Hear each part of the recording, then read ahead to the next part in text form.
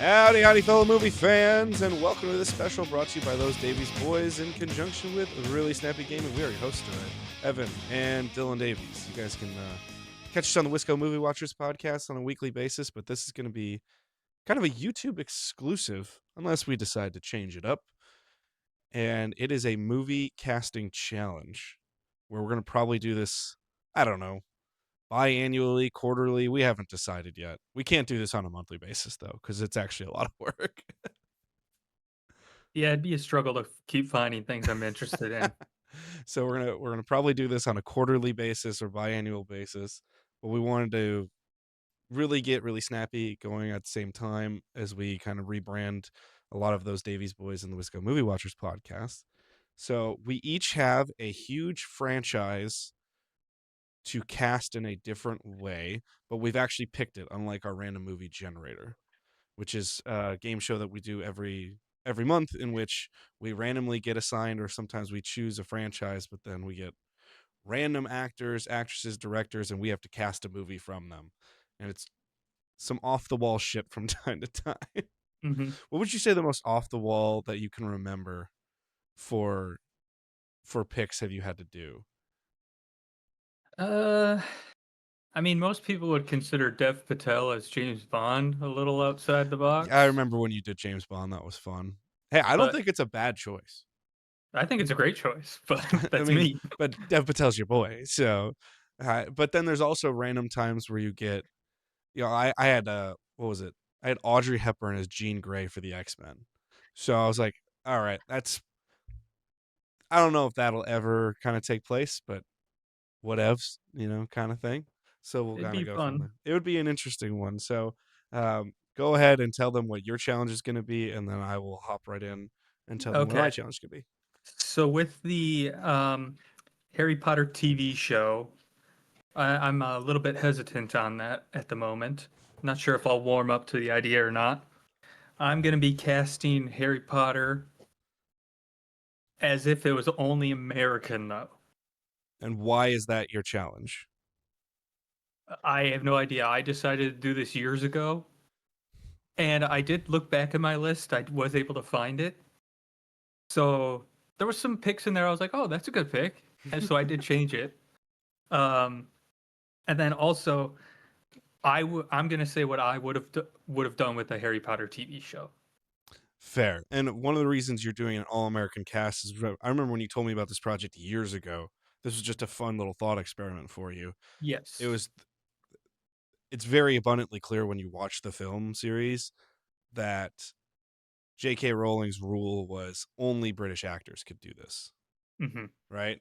So that was the challenge of you can only pick Americans, which is hilarious because when we were both kind of devising these as we were hanging out the other day, and I would have to edit Dylan. He's like, "Oh, that's a good pick." I'm like, "Canadian doesn't work.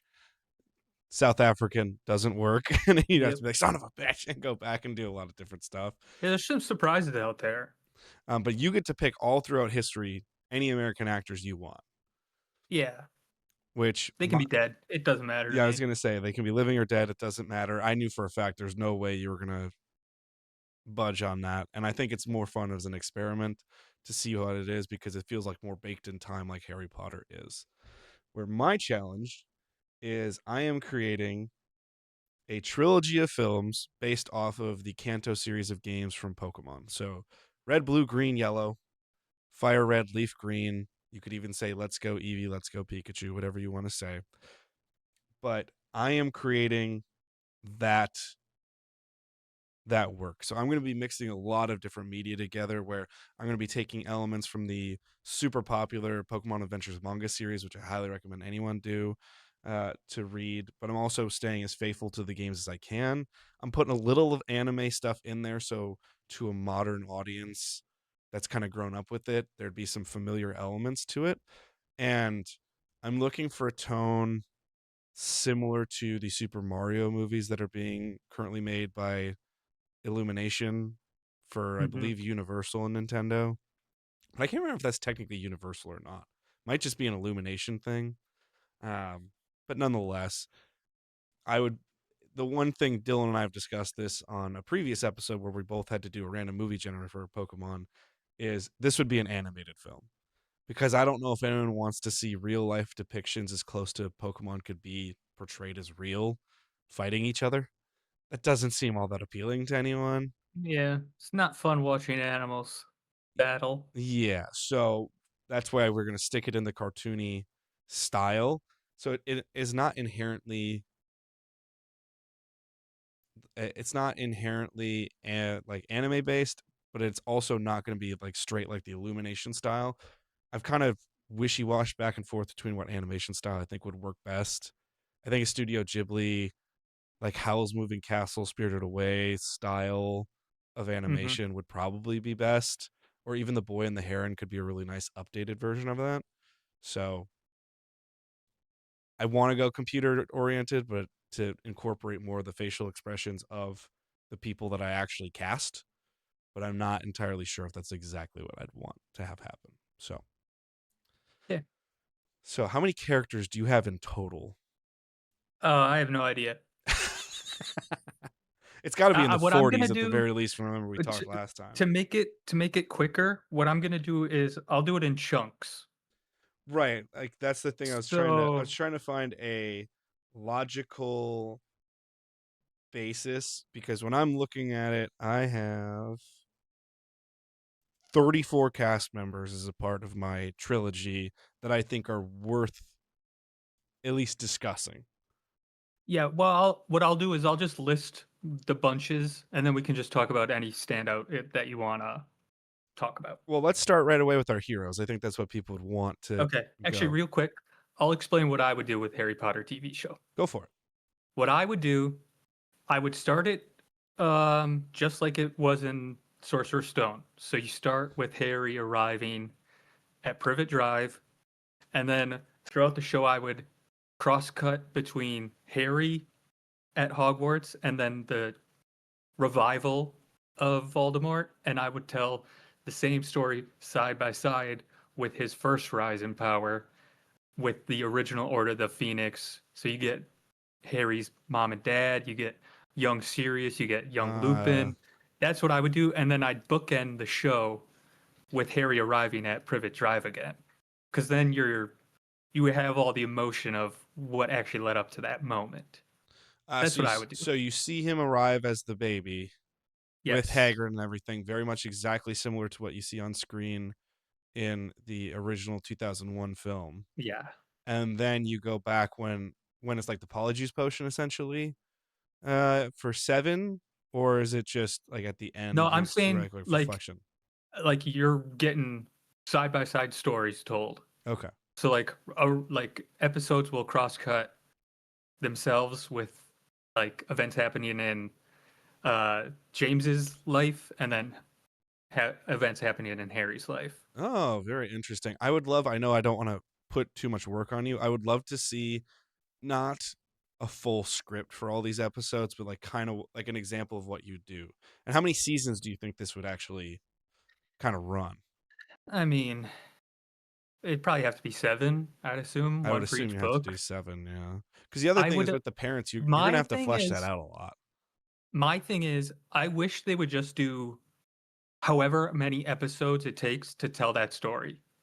Like I don't like the idea of like this has to be 10 episodes every single season. Well, I think the big thing is you want a And you get a lot of prestige. filler and it's just like I think you want a prestige television model in which you can switch how many episodes are in.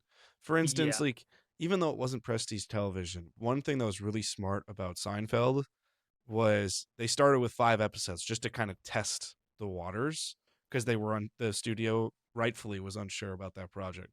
And then it got moved to 9 and I think they got up to was it 13 and then they finally got a full sitcom season order of 22 episodes per season.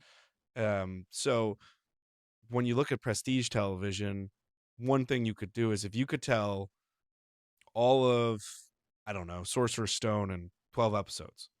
Well, I'm saying you could probably tell Sorcerer's Stone in 6 episodes. Yeah. Hour-long episodes, that'd probably be very easy. So that's what I'm saying is like you can as the And then books like get fatter, yes, and then like you can Order of add the Phoenix episodes. to the end would be about 10 probably. Yeah. But yeah, mine would be concurrent telling both sides of the story because then you get a lot of interesting characters as well, like Neville's parents. You understand like what's going on with him a lot more. Those are characters I'm interested in. And then also I'd have maybe flashbacks of the founders because I did cast them here. Oh, look at you. I think you So have I'll to. It's got to be some lore. Like you got to have one of those classic. That's the only thing cool about some of the filler episodes of stuff is when it's a big lore builder episode of longtime fans have always wanted to know. Do one episode that's kind of like, let's see the founding and how that's impacted hmm. everything. Yeah, so I'll just jump into founders right away. I'll just list all four, Okay. and then we could talk And about then, them if you want. yeah. Okay, so Godric Gryffindor. I got Jeffrey Wright as Godric. Oh, Helga okay. Hufflepuff. Michelle Williams. She has a nice warmth to her. I really like her. Okay. Rowena Ravenclaw is Angela Bassett. A nice, Interesting. strong, smart woman. And then Salazar Slytherin, Joaquin Phoenix. That's on brand. Yeah, I that one's a little on the nose, but I was like, eh. Originally, I wanted Anthony Hopkins, but I was like, oh, he's British. What am I talking about? Yeah. I think it's tough because so many times you look it up, they have dual citizenship and other things. So many of them are technically American citizens now, but Yeah, they're not an or American not. actor, right? I I think that's a really interesting way to go. I think it's really smart that you immediately have a lot of mixed race in there to show the magical I would love, conflicts, the I would magical love conflicts Jeffrey America. Wright. Well, you may be seeing Jeffrey Wright in my cast here as well. So, Nice, nice, nice. so I mean, you and I have both loved Jeffrey Wright since I think probably the first time you and I both saw him was Casino Royale, but we both Yeah. were like, this guy's awesome, and to the point where when they were doing the new Batman like audio adventures, when they were trying to kind of like branch out to do more stuff with Batman, as they were kind of putting him on the back burner to get other heroes on the silver screen, when they cast Jeffrey Wright as the voice of Batman, I went, "That's fucking cool." It's like it's perfect to get that gravelly, mysterious tone in. He does a great job with the Watcher as well on Marvel's What If, so it'd be really fun to hear and see that. All right, so I will stick actually with some founders as well, and because I think we should do our heroes back to back, obviously. So I'm Yeah, only I'll just list mine like in terms of importance. I'll sure. just do it that way. So big prominent factors or figures that I want to be featured in this trilogy is our big mentor figure throughout the entire time is obviously Professor Oak. You got to have Professor Oak in there. So I went with the obvious choice if you were going to go through history was Robin Williams, which to the point where Nintendo literally wrote that part out of Detective Pikachu because Robin Williams passed away and they're like, that's the only guy we want to do this. So they just let it go. But you got to figure it out somehow. You got to have Professor Oak and Kanto. So I actually went with Randall Park. I Hmm, okay. I just love how much of a comedic face he can have, but he always has a real warmth to him that you just like the guy. Even when he's an Yeah, antagonist, you just like the he's guy. very likable.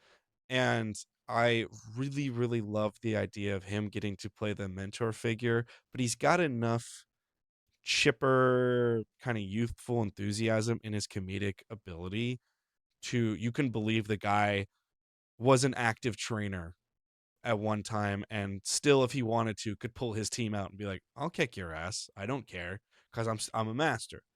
But now I'm far more of the researcher trying to understand the world of Pokemon far more. Hmm. And then one of his best friends that I would set, where this is kind of teased in lore, kind of not, is Mr. Fuji, who's most famous for giving you the Poke Flute so you could awake a Snorlax. But Mr. Fuji, I want to give more of that kind of warm role of someone who was involved in the development of Mewtwo and has kind of come to regret that decision and understands more of the role of what Pokemon need to, uh, that we should be more of the caretakers of that world and treat them equally as opposed to just using them for our own devices. So I went with someone you automatically need to love to make that role work, and I went with Kihi Kwan. There's no way I wasn't going to put Kihi Kwan in something I was going to cast. He's one of those that there's like a list of like 10 to 15 actors where I was like, somehow, some way, if I were casting this, I'm finding a fucking way to put them in this movie. But Sure. I think he fits that role really well because I view that as the part two of this trilogy. You're in Lavender Town, you're starting to get more fearsome challenges, and you need that second boost of confidence, and that's a different tone than Professor Oak. So those are kind of the two founders that I see here that I really wanted to highlight and point out. So, All right. I'll jump into my ghosts. The ghosts of oh, you Hogwarts. so you're gonna save your heroes until the end, or do you have a plan for your heroes? No, I'm just gonna go in terms of importance. So I'll jump from like I got a ministry section, a ghost section, a miscellaneous. Okay, Um, I've kind of got a so miscellaneous section that I can work with you on. So, okay. So my ghosts. So you got Fat Friar, who's the ghost of Hufflepuff. yes. Chris Farley. Probably have to rein him in a bit, but he'd be awesome.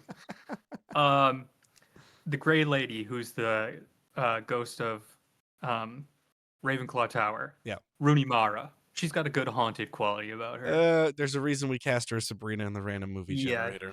and the Gray Lady has a very tragic backstory, which goes right along with the Bloody Baron, who has to be a very evil person. So I picked Kiefer Sutherland. Interesting. And what is their backstory together? I can never recall that. So Rowena Ravenclaw spurned the Bloody Baron's advances and he killed her. And now they haunt the Hogwarts together. God damn. But yeah, it's a dark backstory. Um, Myrtle, Moni Myrtle. This one was hard because I'm casting an adult just like they did in Harry Potter the Sure. movies. She was a full grown adult playing a teenager, so I went with Julia Garner, Oh, okay. up and coming, and then nearly headless Nick. I got John C. Riley. He'd be fun, Yeah, that's that kind of fits for an American tone of that character. Yeah. and then Peeves, the poltergeist. I got Mel Brooks Oh yeah. because Peeves does a lot of singing, and Mel Brooks has The a only nice other role is theatrical. I'd be interested. I'm interested who you would put as Dobby because I'm I not got gonna it lie. down. I could see Mel Brooks voicing Dobby just to constantly be like, but I'm trying to help you, and you're like, you are actively fucking me over right now. You're, I'll say you're close. Okay, fair enough. Any other ghosts or any other miscellaneous ones you want to Nope, get in? that was all my ghosts. So I'm thinking towards the future as well here, but the more of the kind of bit cameo parts. One of the thing that is great about this is you can get big name talent for cameos, but I'm actually trying to not outside of a few obvious real names. I wouldn't say I have many true A-listers in this cast. I have a lot of B, C, Okay. and D's. Okay, I have a lot of A-listers. And that's fine though, but you're creating the biggest thing ever. I'm creating a voice cast Oh, of sure, an sure. animated film. But for Bill is the weird computer genius of the world, but he's strange. Turns himself into a Clefairy. So I went with he's mostly known for his comedy, but he's starting to do some acting roles. Caleb Heron, who a lot of people would know from his podcasting times. Um, bigger gay man with glasses is the easiest thing to say. He said to visualize him, one of the best insults anyone ever gave him was uh, a grown up Russell from Up. That's who he is. And I went, yeah. And he's just like, it fits. I can't even be mad about it. Like, but he is, Yes, yeah, yeah, it fits. but That's for sure. Caleb is a very fun personality to have around. Brilliant comedian. Really enjoy his material, and I just like his general vibe on things. And I think Bill is a perfect occasional like cameo bit throughout the entire thing, where you get that 5 minutes every movie with him, and you're like, yeah, and it's just enough to just put a little seasoning on there. Hmm. A prominent team member for you is actually from the Orange Islands arc of the anime. Just a good friend to have around would be Paul Mescal, upper cover. Obviously, he's growing a lot due to Hamnet, Gladiator 2. And then I actually put in, because of my love of this game, even though it's a shorter game, Pokemon Snap, the protagonist Todd, is going to make a cameo appearance, and I made that Ty Sheridan. Okay. I but I just think the world of Ty Sheridan. I think he's such a wonderful young actor and still has so much more to give. I want him to get some bigger stuff. I was really hoping Ready Player One was going to be his biggest break, and I just it didn't really come from that. It didn't Um, hit that hard. it didn't hit that hard, but I was like, oh, he's perfect for a Spielberg movie of coming of I thought age. he's great. I thought he was a great choice for Cyclops. And that's the other thing; those kind of fell off the second he got to be a part of those too, and that's the sad part. Just imagine if he got to be part of it in like Days of Future Past. Then Yeah, I think his career exactly. would be a little bit different. Red's mom, again, cameo appearances, much like Professor Oak, always cheering on.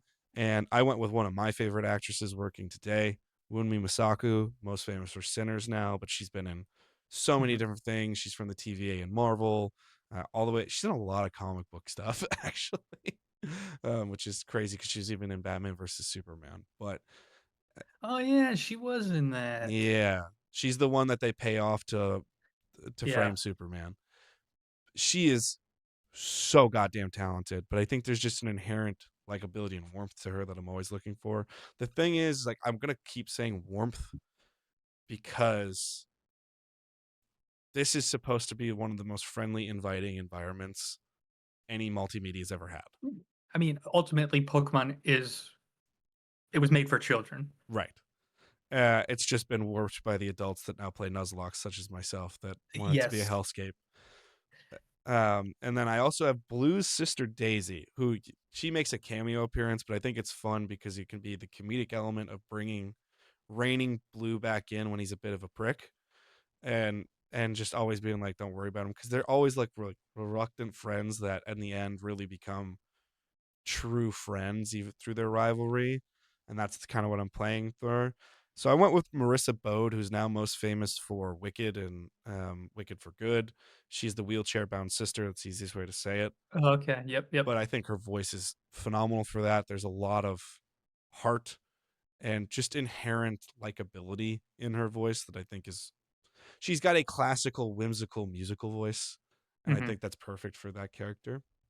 And then I also two characters that I didn't put in my random movie generator, but you got to do is I have Nurse Joy and Officer Jenny, and they're just recurring characters at all times. So I have Hunter Schafer, who's most famous for Euphoria, as my Nurse Joy, and I have because I didn't want to pigeonhole her too much into being the video game girl now, but for Officer Jenny, I went with Ella Purnell, who now is probably most famous for Fallout, who Okay. Yep. I think she's Big eyes. I think she's an astounding actress. I absolutely adore She her. looks like an anime character. She does, and I thought she was kind of perfect for Officer Jenny. Um, just I can imagine her doing that clip from the anime that I showed you of like the bike stunt for no reason. You're like, Hmm. that's such an unnecessary bike stunt, but okay. But I really like the idea of her getting to play a little bit more fearsome because she usually plays kind of like doe-eyed, hopeful. I'm gonna come through in the end characters, but she doesn't go more like fierce adventurer characters right away. So I thought that'd be a little change up for her. So I like those as kind of my bit parts. Take it away with your Okay. next category. I also forgot to mention I'm not casting any of the children. Those are all going to be unknowns in this hypothetical. Okay, on that note, I can do my heroes then too if you want me to. I'll jump into my miscellaneous. There's only four of them. Okay. So we got Ollivander, James Cromwell. Just Ooh, need a good, character actor. I don't hate that. Fit.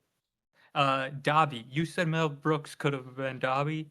I got Mel Blanc down as Yeah, the voice of Dobby. that's really good. Mundungus Fletcher, who's a very shady character. You never really know what side he's on. Mundungus Fletcher. That's James Spader. Oh yeah, And that's a perfect casting right there. yeah, and then Rita Skeeter, who has actually a really big role in the books. Like she's introduced in Goblet of Fire, but she is in a lot of Well, the also, how last old four. is Rita Skeeter? Uh, my guess would be like 30, mid The 30s, only thing is, I think 40. you could play her as a young. Well, If there isn't description, what would be interesting is if you could I play her have the perfect choice for her as though. the young journalist in the flashbacks and as the Oh, current kind of like nah, she's jaded. not that old. She's Okay. not that old. But my Rita Skeeter is Madeline Kahn. Oh yeah. I think she'd eat that role up. I mean, Madeline Kahn's gonna be the star of anything she does. I So had to get her in here somewhere, and I was like, actually, that's a really good she's fit. another one of those 10, 15 where I'm like, no matter what, if I could cast Madeline, that'd be the dream. If I had a movie and I could just cast anyone, she'd be on the very short list of like, I gotta work with Madeline Kahn. Yeah.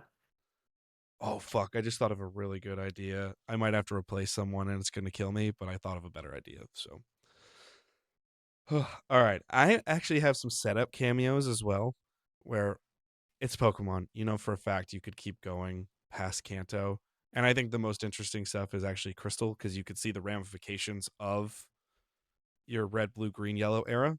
So I have three setup cameos where I have Janine, who is the daughter of Koga, the gym leader, and she takes over the Fuchsia City gym.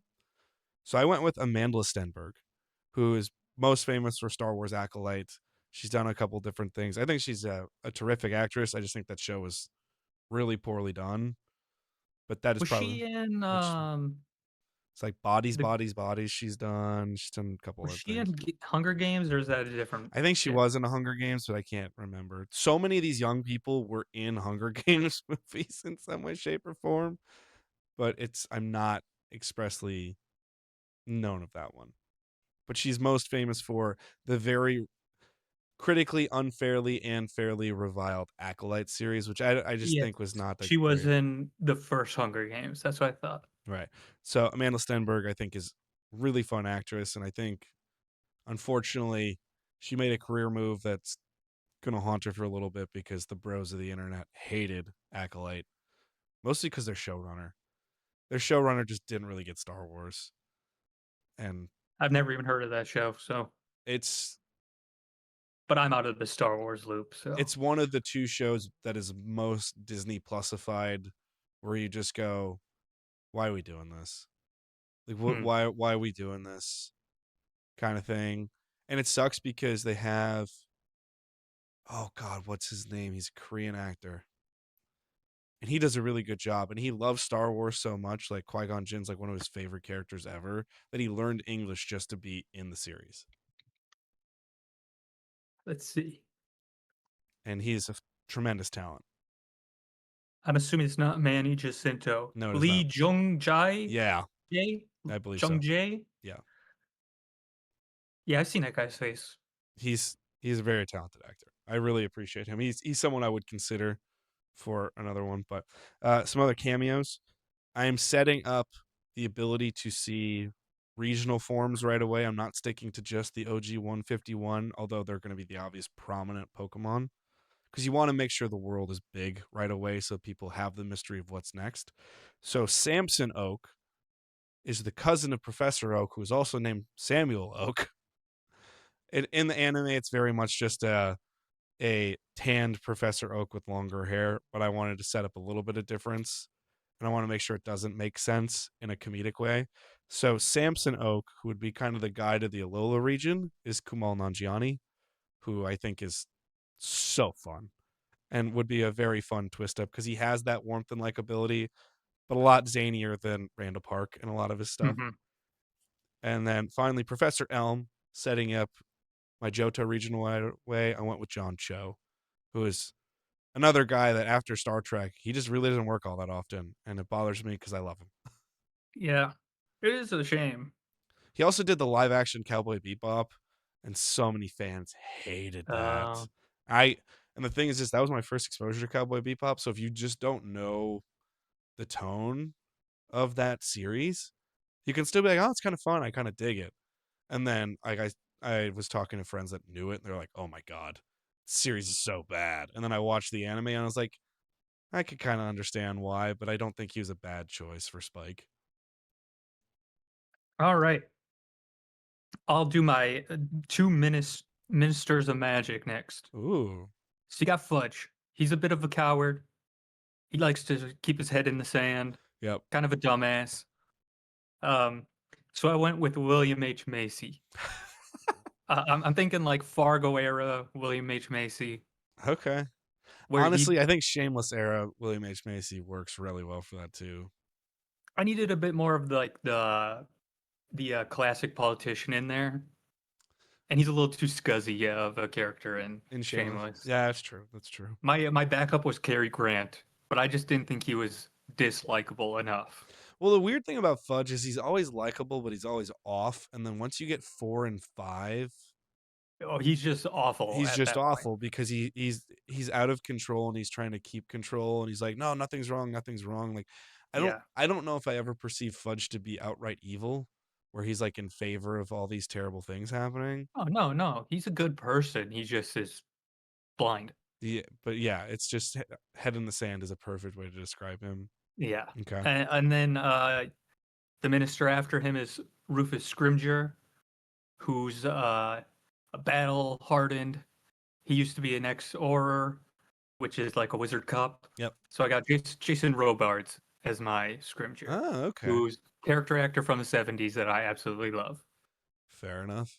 All the President's Men, Julia, a lot of good stuff. Yeah, you absolutely love that era of things.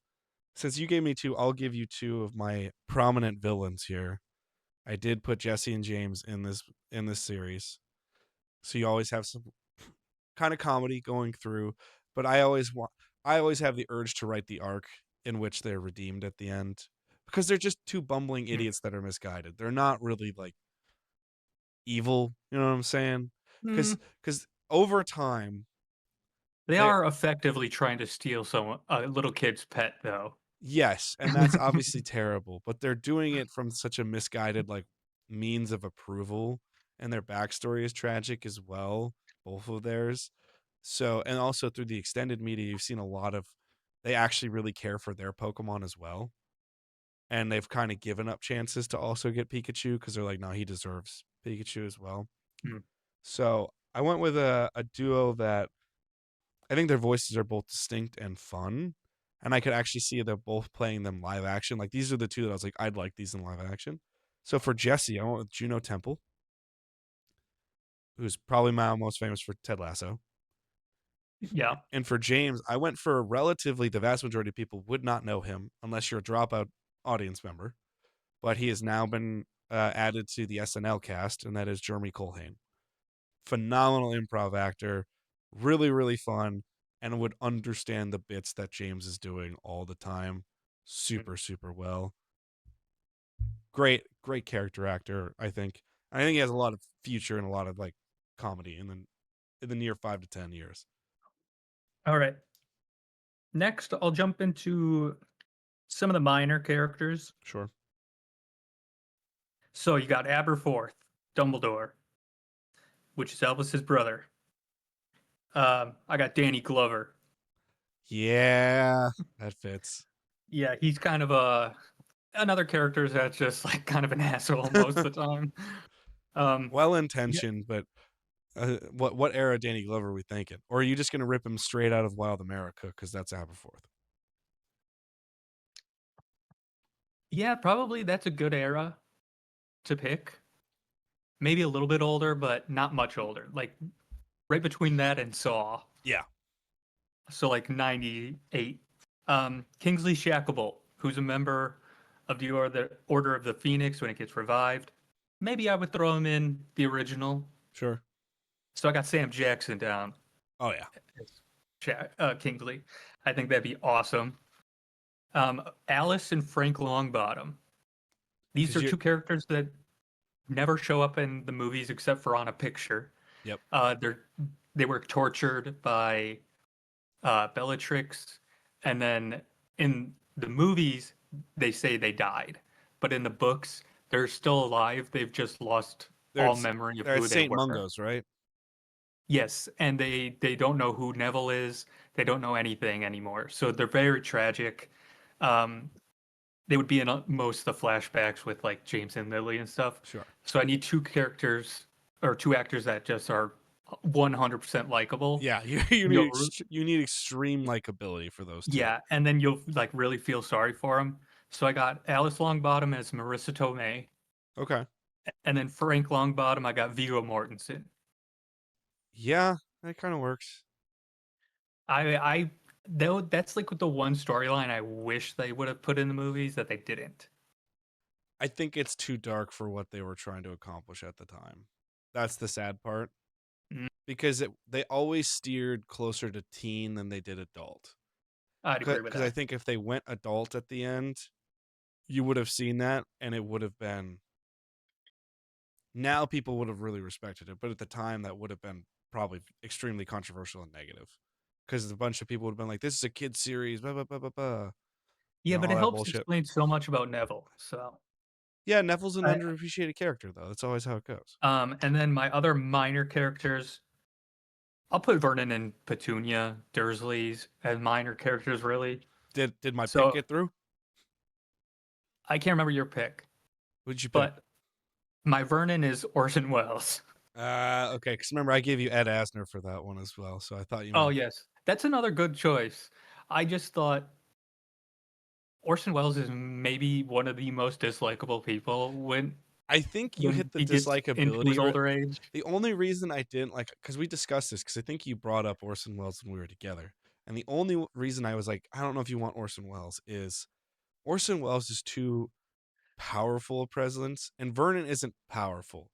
There's a lot of comedy to what happens with Vernon, Y- and that's why I was Well, like, I think you want somebody who's got what more I of a would comedic do if taste to it. if I was directing Orson Welles, I would let him play it exactly how he wants because Vernon thinks he's very powerful, but he's Yeah, not.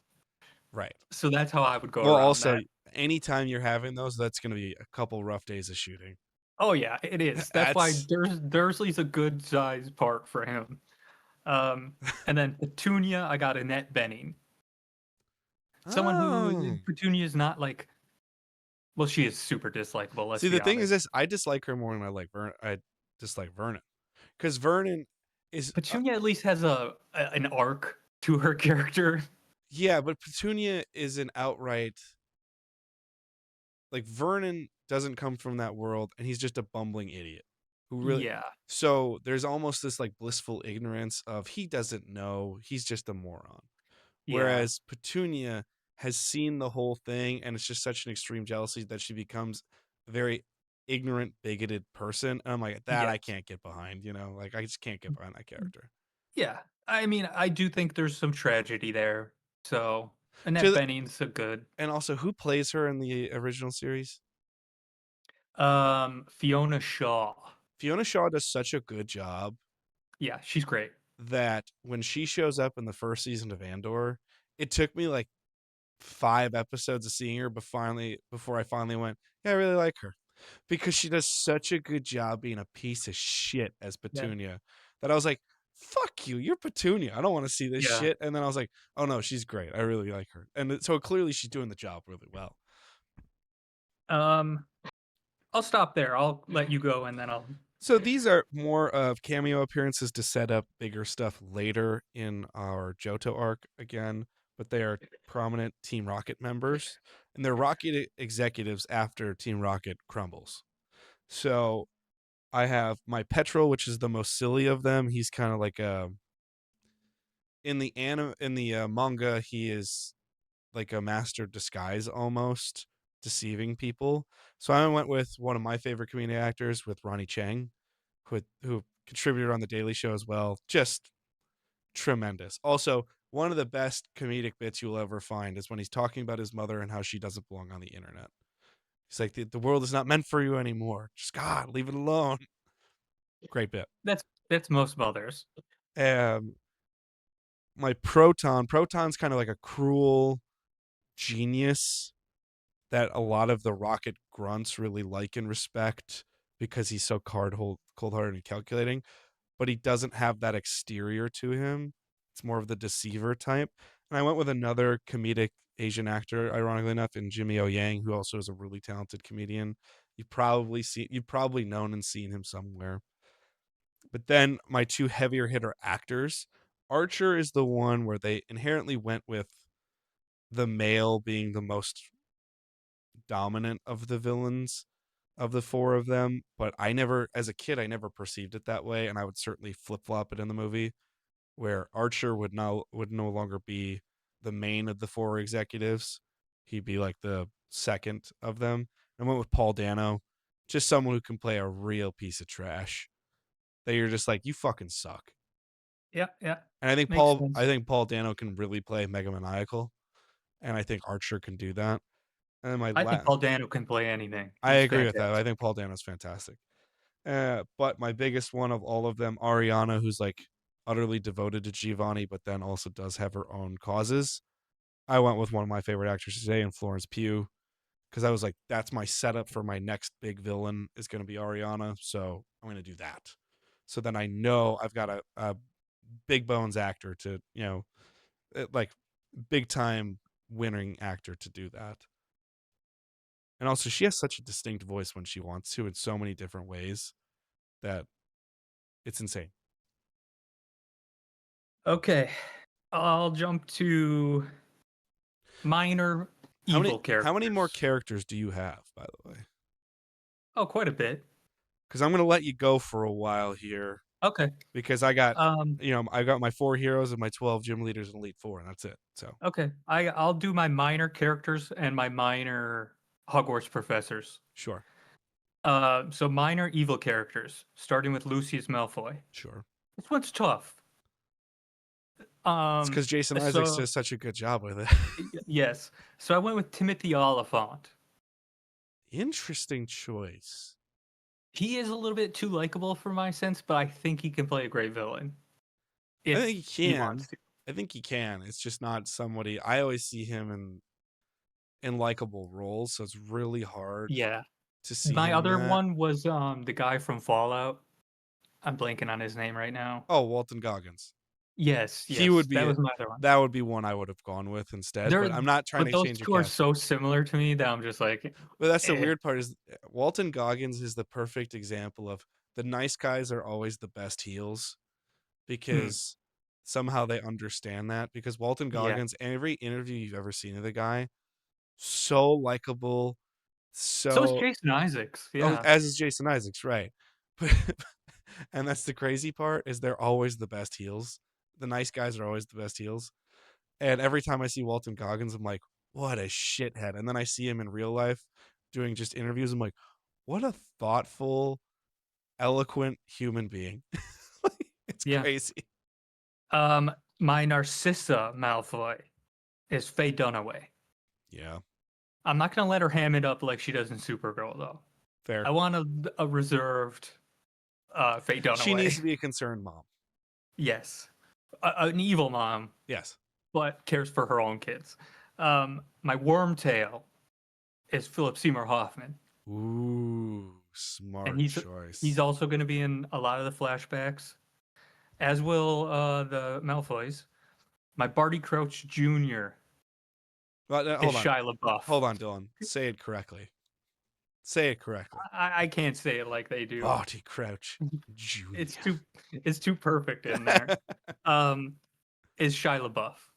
Actual cannibal Shia LaBeouf. I wanted him in a more likable role, but I was like, do most people view him like I do? No. You gotta put him in where he's gonna succeed. And Yeah.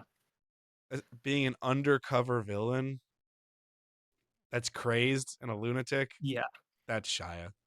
My Fenrir Greyback, who's a werewolf, Yep. is Michael Shannon. Yeah, that's perfect. Yep. Ab's gym buddy, Yep. Michael Shannon. Ab's friend, Yes. Michael Shannon. And then this is a character who would only be in the past, is Regulus Black, Sirius's brother. Ooh.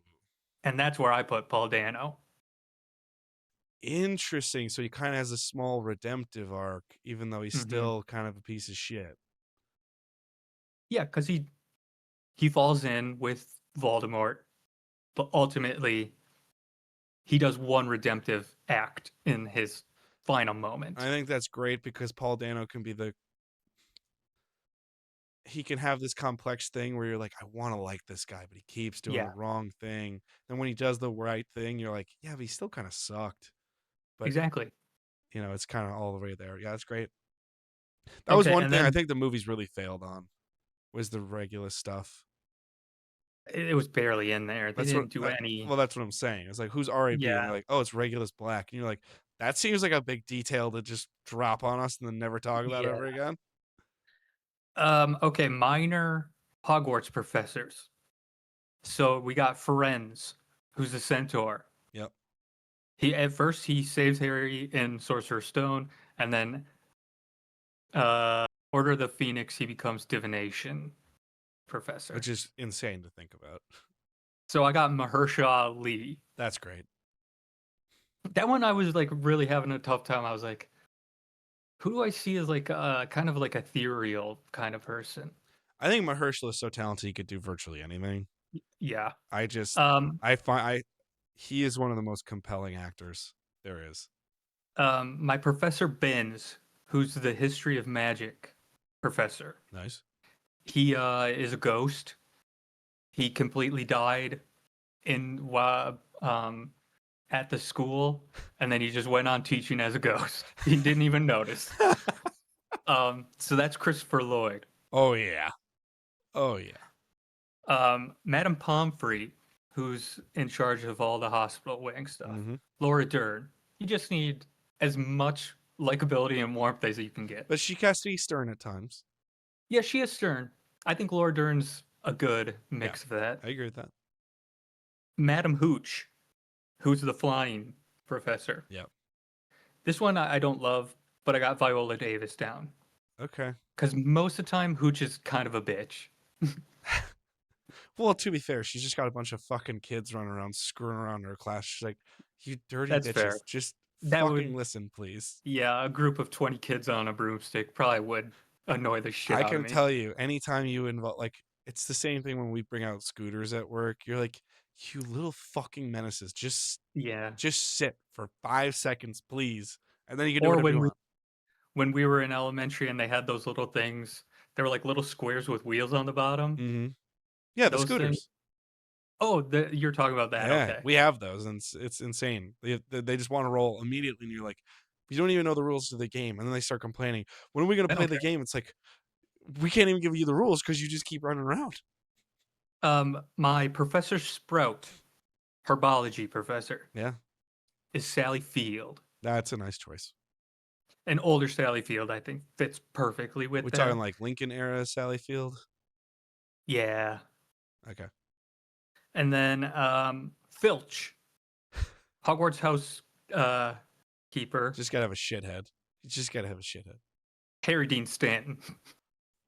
Not a shithead, but plays a great shithead. Yes. What a He great character actor. I didn't have him down originally, and then I looked back on my notes from like 3 years ago, and I was like, oh, that's like the perfect choice. How did I not think of that again? Yeah. I'll save my other ones. I'll let you go now. All right, so I have my heroes, my gym leaders, and my elite four. So I'll go with my elite four, just because they're always seen as the final challenge, but outside of a little bit, you're not going to find much to them. So, and I'm already going to have to make a casting choice change. For my Lorelei, put together, but icy exterior because she's the ice master, not inherently unkind, and probably the most encouraging of the four, but she's your first challenge. And I went with Jamie Lawson, who's now most famous for Sinners, but she plays the new mayor in the Batman. She's Oh, abs- yes, yes, yes. she's tremendous. I love Jamie Lawson. I'm really excited to see what she's going to keep doing. So that's my Lorelei. For Bruno, I went with Jason Momoa. Anybody who can be that big but also be foolish enough to bring two Onyxes to the Elite Four needs to have some comedic dopiness to him, and Jason Momoa is perfect Yeah, for that. that fits. Here's my one change, and why I'm saying it's for best for the project, not inherently best for what I wanted in my heart. I originally had Agatha, who's my favorite member of the Elite Four, and probably one of the most visually compelling of any of the Pokemon characters. The Ghost type leader, I originally had Alice and Janney. But I like Alice and Janney too much, which is why I put her there. In talking during this, I'm going to switch it up because she needs to just be an evil old woman. And I'm going with Cloris Leachman because she'd be perfect for Agatha. She's also likable though. Yes, but she can play the audience wants to like her. I'm thinking Frau Blucher at like the first half of the Okay, okay, yep. of Young Frankenstein, where every time you look at her, you're like, "There's something up with this one. There's something wrong here." Yeah. And that's what I'm looking for. You don't have to hate Agatha. You want to like Agatha, but she's just such a cold-hearted bitch about it. Hmm. So I'm going Cloris Leachman there. And then My finally, turn. my Okay. Lance. Sorry, I just had to write that down before I switched it. And finally, my Lance. I wanted to really make sure that I could get Dylan Davies to show up to the theater for this one. So my Lance will be his boy Dev Patel voicing the Dragon Can't Master. go wrong. I Can't go wrong. just The only love thing how much you love Dev Patel. There's only one Dev Patel thing that I don't like, and that's The Last Airbender. Well, So, and that's it's not his fault. that's The Last Airbender is one of the worst things ever made. Yes. I've never watched it simply because I was like, that can't be good. How many more do you have? I only have 12. I have my heroes and my gym leaders. Okay, I'll run through my allies and allies and Order of the Phoenix members. Okay. So we got Tonks. Has to be likable, kind of quirky. So I got a young Sandra Bullock there. Oh, Sandy B, of course, Sandy B. You're gonna kill Sandy B off? Hey, gotta be done. Somebody gotta go. Somebody gotta go. My my Lupin, who is Tonks's love Yes. interest. Werewolf as well. Yes, yes. Tragic. So I got Oscar Isaac there. So Oscar Isaac and Sandy B, huh? Yeah. Interesting. This is a young Sandra Bullock though. Yeah, yeah. We're Talking talking speed. speed. Yeah, we're talking Yes. speed. Yeah. My backup for Oscar Isaac with Ethan Hawke, I think also could be pretty good. Oddly, I think Ethan Hawke might be a better choice, but I like Oscar Isaac in I virtually like both of anything. them. So yeah. Okay. My Bill Weasley. He's a little bit more of the tie, button down type brother. He Yeah. works at Gringotts. Jesse Plemons, I think would be great. I knew that was another one that somehow was gonna make this cast. Charlie Weasley, he's the cool one. He tames dragons or works with dragons. Yeah. This is I said I would not break my.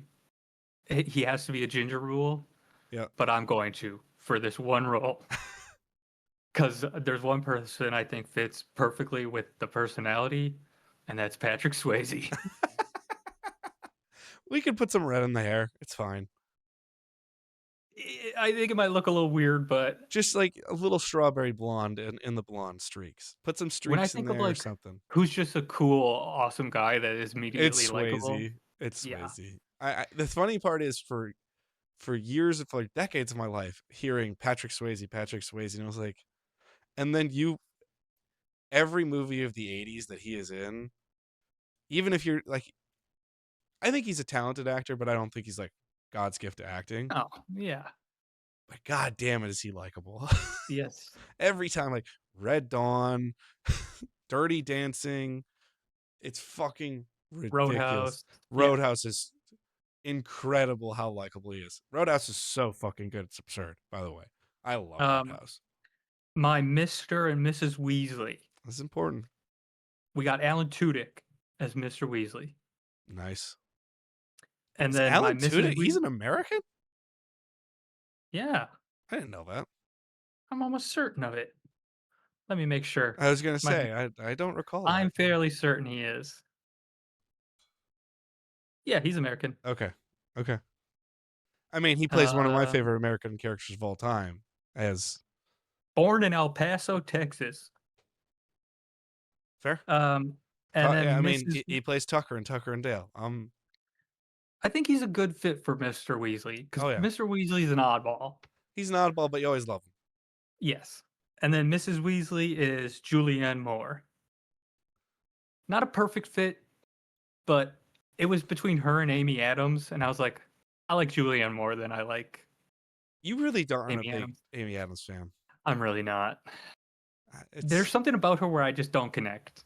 That's fair. Um, my Sirius Black is Josh Brolin Interesting choice there. because you got a young Josh Brolin, Goonies era, Ooh, as the young Sirius in the flashbacks, and then an older No Country for Old Men, Sirius Black, Yeah, where he's kind of going crazy alone in a house with a house elf. yeah, that's fair. Um, Lily Potter, Julia Roberts. Yeah, I knew I Julia think it fits Roberts was going to be in perfectly. this cast somehow. I'm talking Mystic Pizza, Pretty Woman. I think she fits perfect. And then my James Potter is Kurt Russell, someone who can carry those scenes that you really want to root for. Ironically, Kurt Russell seems almost a little rough for James, It depends when, and it's but also it's also like Kurt Russell. I see more as a serious than I see as a James. But it's mostly because what I like in mm, Kurt Russell is a lot of the rough stuff that he does in the yeah, you 80s. like Escape from New York.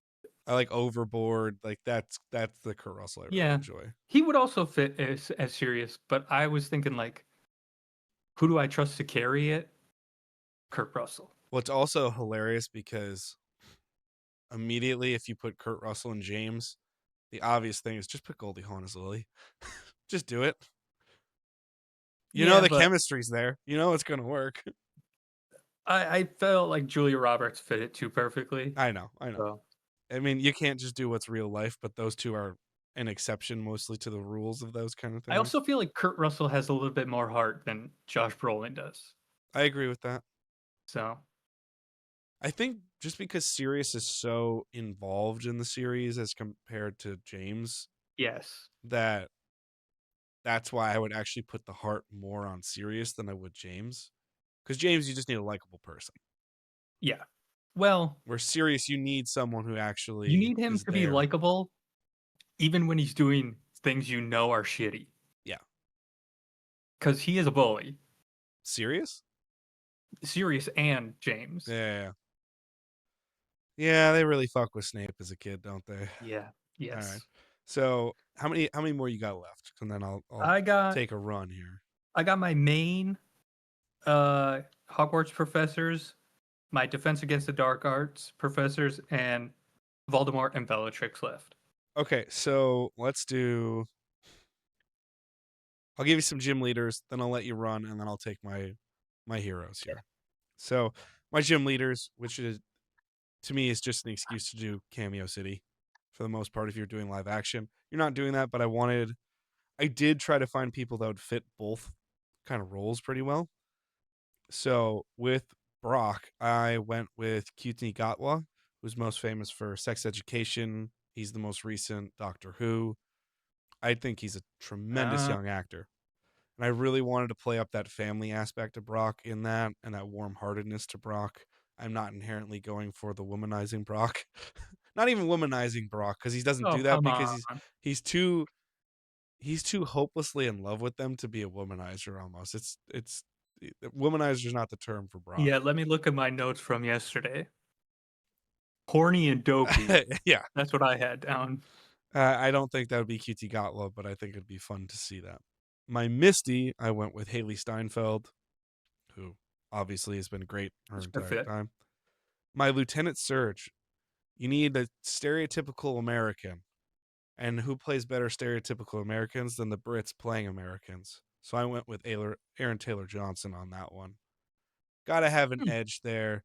Because I thought immediately, let's do Chris Evans, but I thought too on the nose to just do an evil version of Yeah, Captain America. Aaron Taylor Johnson to me is just too young. Well, now I mean Even he's in even his though, almost in his 40s now. oh, I know, but I still view him as like 25 for some I know reason. it is kind of weird how that happens. For my Erica, I went with Stephanie Sue, who's now most famous for Everything Everywhere All at Once. She's played Uh-huh. Fall Guy. I think she's great. Koga, I went with Ken Lee Young, who he's got a minor role in the new Star Wars trilogy. I mean, he's all the way back. Do you remember the villain that has a bunch of quills coming out his face in X Men? Yes. Yeah, that's Yes. Ken. Yeah, Ken Leung. So that's what I went with there for Koga. I think he's an actor that's always been given too little. I think he can do more. So I want to put that there. You could say that about any Asian actor in the 2000s. Yeah, pretty much. Sabrina, this is my by far biggest A-list actor. I went with Emma Stone. I just thought She could have a lot of fun with the duality of that character. Play it, let it run. And then also when she softens a bit, it's more of that like you beat the big challenge, kid. Here you go, kind of thing. So Emma Stone will be there. My Blaine, I went with a different take. I went with more of the quiz master who loves his inventions but really respects the challenge of things and the scientist behind it. So I went with Jeffrey Wright for my Blaine. Okay. And then my biggest recurring villain with Giovanni, I went with Riz Ahmed, who I think is obviously a tremendous actor. But I wanted to get away from just the Italian stereotype that is Giovanni. Yeah, steer right into it. I thought about it, and then I also thought what we did with the as of recording, it was yesterday we did the random movie generator. I Mhm. think Harvey R. Bardem would have been tremendous as Giovanni, but I Not want someone my who's a cold, calculating kind of person. not my Andy Garcia. Andy Garcia also is great too. He's just on the nose. And I thought just so much on the nose, or I wanted to do something different, so that's why I went with Riz Ahmed there. And also, I thought it'd be interesting to have a slightly younger voice for Giovanni, because then it'd be more compelling as to why all these young people keep going into the crime world, because they have Mhm. this like very appealing younger person that's running things that's charismatic and they're devoted to him essentially. And it's a very what they were trying like think about what they were trying to do with Lex Luthor with Jesse Eisenberg. Like tech broy Lex Luthor kind of thing. Sure. That's what I'm thinking for Riz Ahmed. Riz Ahmed, the Yeah. voice of Snape in Yes. the audiobooks. Who you don't like his performance. No, I do not. Uh, Why don't you like his performance anyways? I just don't think he fits with Snape. It's just He not just just not there. he fit. I think he would play a perfect Quirrell, like perfect Quirrell. Yeah, I agree with that. But I think that's a S- little too close to Rogue One. Yeah, that's fair. Yeah. That is fair. Okay, my defense against the dark arts teacher. So we got Quirrell right away. Oh yeah. Riz Ahmed. Sniveling, bit of a coward. He's British. I know. Um, I got Kieran Culkin here. That's kind of perfect. I would love that so much. Have you seen A Real Pain yet? No. The Jesse Eisenberg movie? No. He is so great in that movie. Like I mean, because I never watched Succession, so I never saw how good of an actor he was. yeah. But I'm like, God damn. What I you mean, he talking went about? from drinking Pepsi and wetting the bed I to say winning cousin Fuller. Oscars. He's a great already as Fuller. You know? My Lockhart, Gilderoy Lockhart, Oh. vain, a fraud. Has to have some comedy to him, so I went with Ryan Gosling. Ah, okay. Well, I I remember think that'd be really fun. well, we talked earlier about it when we were together and you said Brad Pitt at one time. Yeah, a We young Brad Pitt would be we good. also talked about like How to Lose a Guy in 10 Days era Matthew Matthew McConaughey, who I think McConaughey. is also a really good choice for Yeah, that. I think I also love him being like the Texan, like that would be suave funny. swashbuckler trying to be high society and be like, "Well, y'all don't understand. You got to get Ultimately, yourself a Lincoln." I just think Ryan Gosling is funnier than the other two. I think Ryan Gosling is I honestly I think it's best for his career and it's best for his longevity. But it's weird because he's never done like a big franchise. Hmm. Still, there's so much of the general audience. It's like, oh, you mean that guy from The Notebook? And it's like, do you understand how much Well, shit he's done? he seems to be one of those ones that just isn't interested in it, Yeah. any kind of franchise stuff. So, Well, he's in a Star Wars movie. oh yeah, that's right, he is. They finally got him to cave after like 20 years. He's finally doing like a big Yeah, franchise. great. Because he did Blade Runner, but that's not a franchise. That's a legacy That's sequel yeah, 30 that's years very after it happened. standalone. Yeah. My Mad Eye Moody. He has to be a bit of a nutcase. He has to be out there. I remember So, this choice. This is a great choice. so I have two choices here. I have Woody Harrelson. If I want to lean more into the comedy side of Mad Eye, because he does have some comedy, Mm-hmm. And then my other pick, if I want to lean more towards like the ex or like hard ass kind of guy, I went with George C. Scott. Oh, you didn't go with the one I thought you were gonna go with. Yeah, I Did was you like, save him for another role, or did you just pick against it? just went against. Um, and then my umbrage, central role. Yeah. I couldn't think of one that I really loved. But when I was like, who's good at playing a huge bitch? I went with Betty Davis. Okay. It doesn't get more classic than her. She is like it plays the diva so well. But she's got those Betty Davis eyes. Come on now. She's even got a song Yeah, about her because eyes. she's a hard ass and a bitch. That's what that whole song's about. Um, and then my other, should I go straight into my professors? Yeah, go ahead because then I've got my heroes and we'll call it a day from there. I'll save Dumbledore, McGonagall, Snape, Voldemort, and Bellatrix for last. Okay. Hagrid, Robin Williams. No other choice. Yep. And I knew it was coming.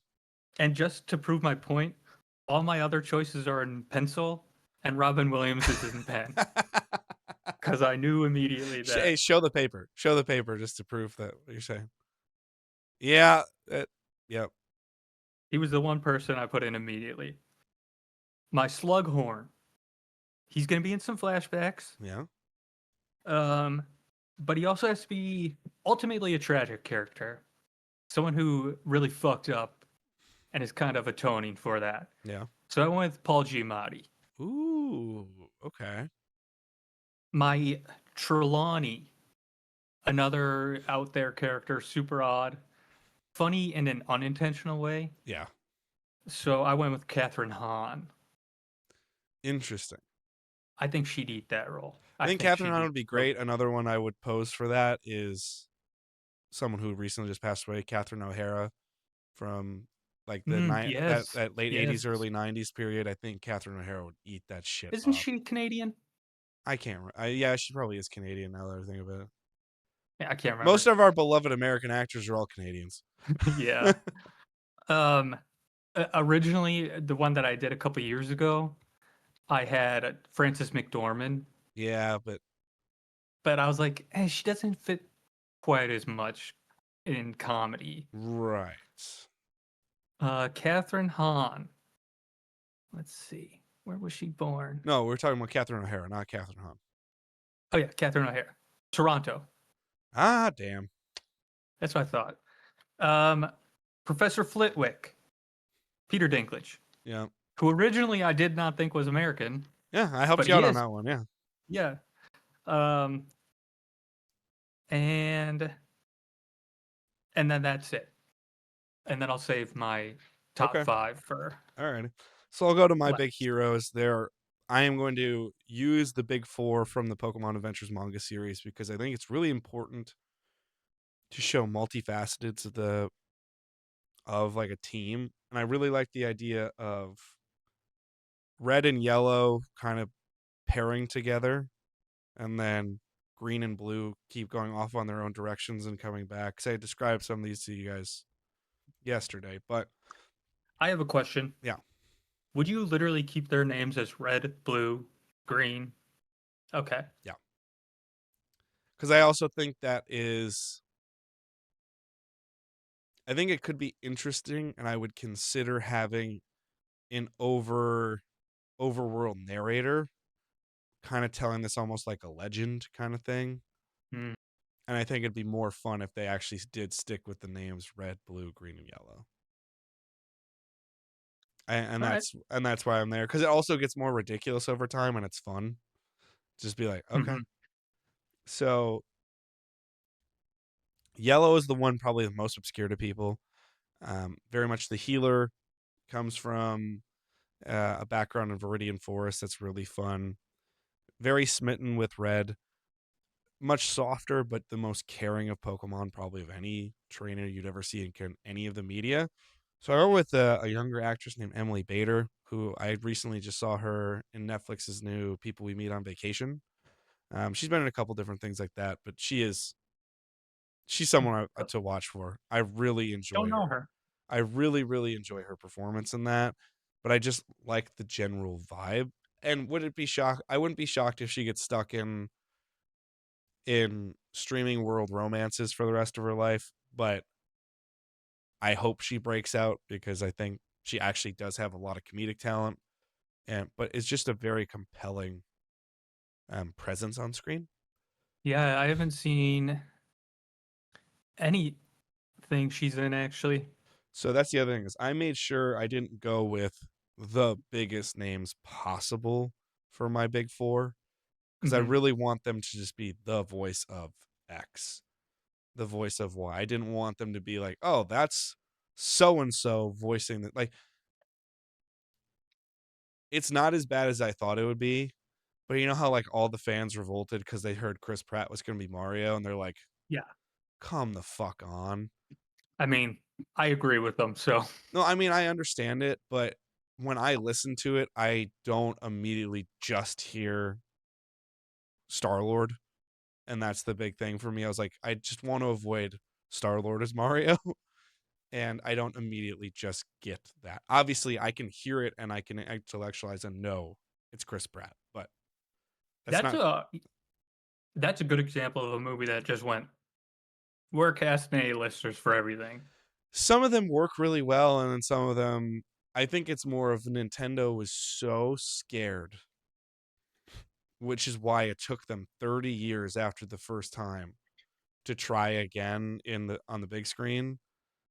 Because as much as Pokemon was a phenomenon, it's clearly just when they made those first movies that were released in theaters, they were clearly just extensions of the anime that was working. They weren't true. Yeah, They yeah. weren't true movies, you know. So they're far less of a risk. But Nintendo in a modern context, it's insane how much of their IP is untapped from a film perspective. Because by now, all of their biggest properties should have been made. Like Yeah. Mario, Pokemon, Metroid, Zelda specifically, It's even funny that Star it took Fox so and long for Kirby. Mario too, because like Well, it's because they looking were back on burned it, so bad on that early well, 90s movie. I know, but I'm saying like in terms of like percentages of people who have seen that movie, Yeah. it's probably like 5% of people have Oh, I seen know. that. Like no one has seen that movie Well, and because that's the it thing. sucked so Well, much. it's reviled. One day I think I might.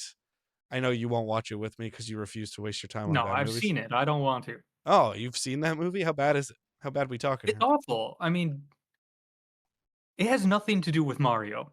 Like literally, it is nothing like I would what assume. Mario is. Well, it's a very late 80s, early 90s take on what they did with stuff, where they're like, let's And then take this his popular thing and just fuck with it. Mario's name is Mario Oh, God. and Luigi Mario. It makes no sense.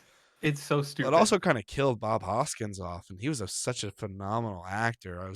It's like disappointing when you learn history and you're like, man, they did him dirty, bro. Yeah, that's how the industry worked back then. It's just, I wanted to make sure that I was getting people that were going to voice these characters and be those characters. And the most obvious one to most people will stand out from that, but I was like, that's fine because it already fits the tone well with this character.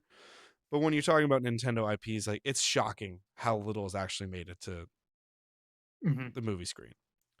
So for my yellow, I went Emily Bader, as I said. For my green, I went with McKenna Grace, who most audiences probably know her best from Ghostbusters and some other stuff. Hmm. I think she's a tremendous young talent, and I'm not going to be shocked in the next 10 years when she's one of the biggest starlets in the world. I won't be shocked at all because she's just got that youthful edge that people really like. Hmm.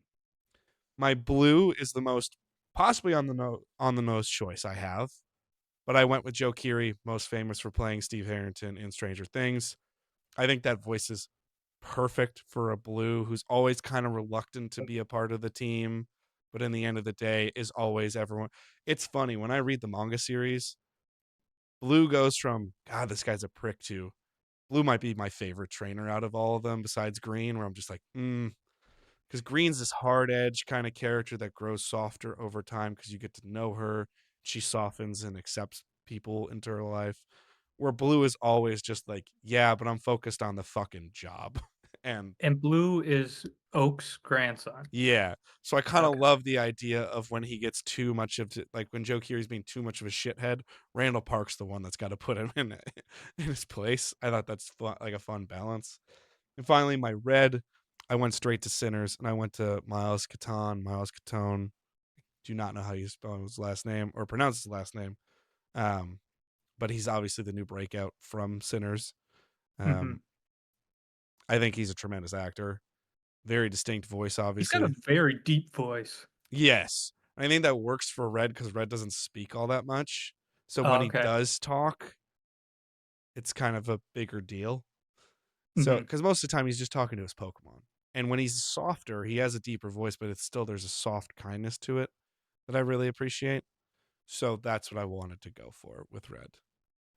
So that is my entire cast of the Kanto movie trilogy. Okay, I got 5 left. We got Bellatrix. I went with Glenn Close. Yeah. Fatal Attraction era, Glenn I'm Close. glad I gave you that one. Yeah, That's a me tip on that one. she actually was on she was my backup for the one I did a couple years ago Oh, too. okay. So you forgot about your backup and it worked. Yes. Who was your starter on that one? Um, who was it? Oh, it was Angelina Jolie. I can see it, but I can't see it as much. I would be curious of seeing that, but I don't think it's perfect. I have a comment, but I want to see who you put as McGonagall first, and then Okay. I have an idea for you. My Voldemort is Edward Norton. Yeah, It just fits. it just Like, fits. it's hard to pick someone who's like, it was that or Joaquin Phoenix. Yeah, you need someone who can play really irredeemable, and Yeah. it helps if there's some just some. Mm, And I think like a young Edward Norton would be good as Tom Riddle yeah. more than Joaquin Phoenix would. So that's what I went with. My McGonagall, I went with Meryl Streep. My backup there is Katherine Hepburn. Okay, so I'm glad you went with that because I thought you might put Frances McDermott in that role, who I think would do a really good job. She would be good. But I also think she could do a really good Bellatrix Lestrange as well. It's just the See, to me, crazed. she's too likable. That's the It's thing. but she plays cruel so well. I mean, she's good at anything, but like, I really like Frances McDormand a lot. Yeah. So that's a personal one. Um, my Snape, there's an obvious choice, and then there's the choice I went with. Okay. The obvious choice that everyone always casts is Adam Driver. Because he looks it. He would be great. I'm not denying that he wouldn't be great. Yeah. My choice, I went with Adrian Brody. That's a better choice. I I legitimately that's think, a better choice. and not only do I think he's a better actor, but I think he would play like very questionable gray immorality super well. Yeah. And then Obviously. Adrian my Brody would be a perfect choice for that. my Dumbledore, there's another obvious choice. Morgan Freeman's the obvious choice. But Oh, I we did went away go from with the obvious choice. I talked you out of that? yes, I did go with James Earl Jones. Yeah. And I will say James Earl Jones was my pick a couple years ago as well. Okay, good deal. Good deal. And then so you got Elvis as James Earl Jones and Aberforth as Danny Glover. I thought that'd be a fun combo to see. Because how often do they interact in the backstories? That's the Uh question. Like, are you gonna go into the Dumbledore lore when Ariana dies? Like, what are you gonna do? no. I think maybe I don't think I would. No. I'd explain it probably more than they do in the movies, but I don't think I'd show it. I think it'd be really interesting to see the two of them do it like back and forth, each telling their tale. Oh, sure, get one version and then the other. Yeah. Yeah, but they're like almost playing simultaneous, where they go over it, but the way they see it is so much different. Yes. Cuz yeah, they don't talk. They're completely estranged Yeah. for the most part. So, yeah. But that was my cast. I All don't. Americans. The thing is this, I think you did a good job of avoiding a lot of the on the nose choices. And I actually really like Adrian Brody for Snape I think so Adrian much. the second you said it, I went, "That's a really good choice." So to the point where if they would have said we're casting Snape again, and we picked Adrian Brody, I've been like, "That's a great choice." Plus, he's Yeah. just got that beak nose that helps fit in with Alan Rickman. Yeah, I mean, that is literally the character described to a T Yeah, as Adrian Brody. right. Just So throw long hair on him and he does fit. it is certainly an interesting choice. Is what's his deal? Adrian Brody? Yeah, He's just a little pretentious. yeah.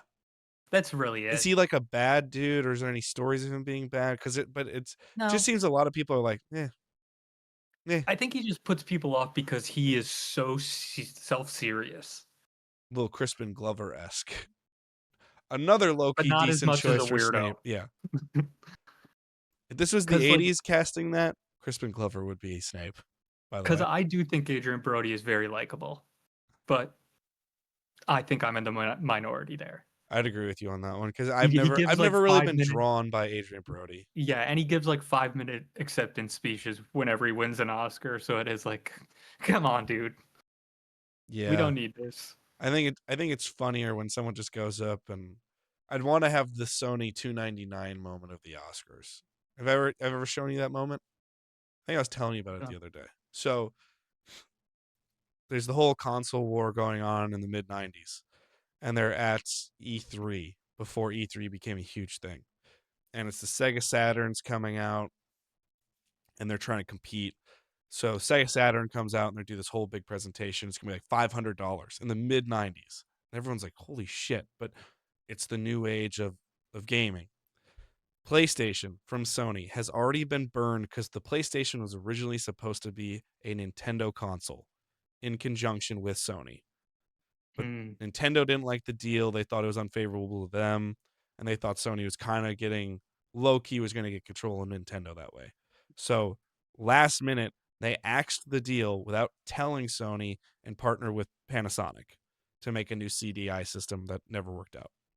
So PlayStation's been like Sony's been totally pissed. They almost give up on video games entirely. They have to compete. They know they have a good product after they make it. So at E3, the Sony like video game head of the US gets up at the E3 console like, "Oh, here's so and so talking about Sony the PlayStation." And he literally just goes talking about price points, he just goes 299 and walks off the stage. He's like, "That's all you need to know. We're cheaper and better than everybody. Who fucking cares?" And everyone just goes, Hey, I like "Let's that. fucking go." And the whole crowd erupts cuz they're like, affordable video games at the time, $300 is not super affordable, but it's better than Yeah, $500, you know? So, yeah, but it's just the best like 299 and he just leaves. And I yeah. would love if someone just did that. They're like, "Thanks, mom. Peace. I'm out." Well, the Oscars did have a moment like that. I think it was when Jimmy Kimmel was hosting, where they were like, "Whoever gives the shortest speech, we're gonna give you two ski-doos." And then one guy went up there and just said thank you, and then he left, and then he won it. And I was like, "Hey, mad respect for that." Was he like a prominent win, or was it one of No, like the technical categories? it was one of the technical Smart on categories. him because you know that guy probably can't afford ski doos. Yeah, probably He's not. probably he's probably a normal person working in film as opposed to like one of the Yeah. stars that's making millions and millions of dollars Yes. every role. It's not like Robert Downey Jr. making $50 a picture, 50 million a picture for Marvel and Yeah. shit. But yeah, that's the kind of speech I would dream of having. I know I wouldn't be there because I'd be like, I want to thank everybody and get it done, but part of me wants to be the guy that's just like 299 peace. Hey, I like that. I that's more your style, certainly. If you ever Yes. won an Oscar, there's part of me that says you don't even give a speech. Or if you do, you're just like, I want to thank the Academy. No, Thanks. I would probably just go, "Thank you," and then walk off. I don't know. It'd be I would not give a speech, though. I love the idea of you just being like, it's been real. Goodbye. Yeah, that was my cast. I think Probably a good 50 characters. yeah, that's a deep cast, and the funny part is you don't have any of your heroes cast whatsoever, which I thought you would have because you can go through history. I just like unknowns as child actors. I know. I get it. Because part of me, if this was live action, I definitely wouldn't have cast my four main heroes. I wouldn't have done Mhm. that. I At one point, Steven Spielberg was supposed to direct Sorcerer's Stone, and Haley Joel Osment was lined up to play Harry. At one point, it was an animated movie that was going to combine the first three books. Like, it was a big mess. Yeah. Ooh. So, Ooh. But it's an interesting one nonetheless. If you guys are on Twitch, thank you guys for being with us so much. We appreciate you being here. But this has been a fun special to do. Hey, and Lupin makes his appearance. Hey, we always got to have our daily appearance of Lupin. He's the best. He's the best overprotective big dummy dog in the world. We love him. But I hope you guys enjoyed the special. We just love doing these casting things. We have to do them at random so often. We wanted to actually do one where we got to pick and see what actually happens. yeah. Well, it's going to be hard to pick what I want to do next. You know what I'm going to pick next. I'm going to Batman. I have to. Yeah, I I have figured. to have a Batman one because I've written that entire series and it in my head, but I've actually written three of those movies. So on paper, which Yeah. they need to be Oh, edited before I ever do anything with them. I'll have to start thinking. But also I want to do Legend of Zelda. I want to do Mario. I want to do so many of these things. So it'll be fun. Once you cast a Mortal Kombat movie that's actually functional. How about that? Hey, the new ones seem to be semi-functional. They're at least self-aware. That's Yeah. their biggest thing. They're self-aware. But this has been a great special, guys. Thank you very much for joining us on Twitch. If you're joining us on YouTube, Spotify, wherever the may be, thank you. We appreciate it. Like, comment, subscribe, follow for more. Help us with the algorithm as much as you can. It would be totally appreciated.